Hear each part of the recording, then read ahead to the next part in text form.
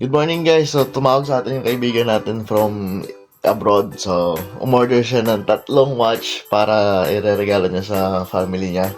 So ngayon prepare natin yung kanyang mga in-order. So kanyang in-order po ay ito, Batman, Datejust. Ayan. Ayan.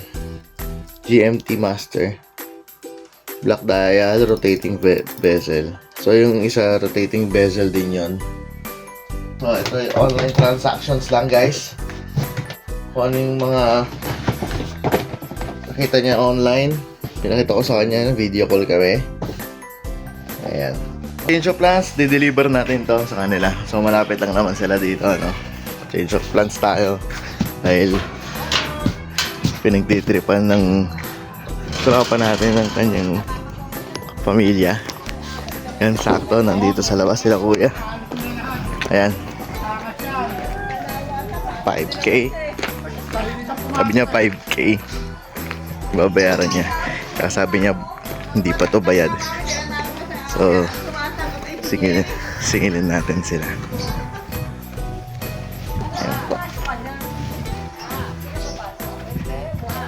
Delivery po, Kuya Shaq.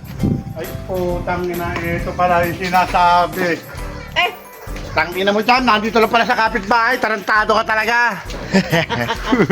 Tayo po. Kuya Shaq, 5K. 5K. Tangina, yan sinasabi ko, putang. Ito pala, oh, dito kay kuya mo. Hindi ko ano eh, naka-video lang ako eh. Dito ko daw puntahan, sabi cham-cham eh. Na. Tarantado jam-jam. Sabi ko, hindi pa ako nakakabali sa boss ko eh. Ayan kay attitude. Kay ni Chan. Ito yan. Mix! Hindi ko alam kung kanina itong dalawa eh. Saan dalawa ate. daw? Tatlo kami. Ayan. Kompleto naman link niya kuya. Puro ganyan? Opo. So magkakaroon pa po ako ng ano, yung mga susunod po, mga MK, ganun. Opo. Ang tanong, asa kaya sa braso ko? Kasi yan, yan. Yun yung adjust pa rin. Ito sa akin, malalaki ang hibla. Mas matibay itong ganito eh. Yan, yan. Oyster bracelet. Ito sa ganito. Yan na. Cham, sinabi ko, bayad na. Namomroblema na eh. Tangina yun eh.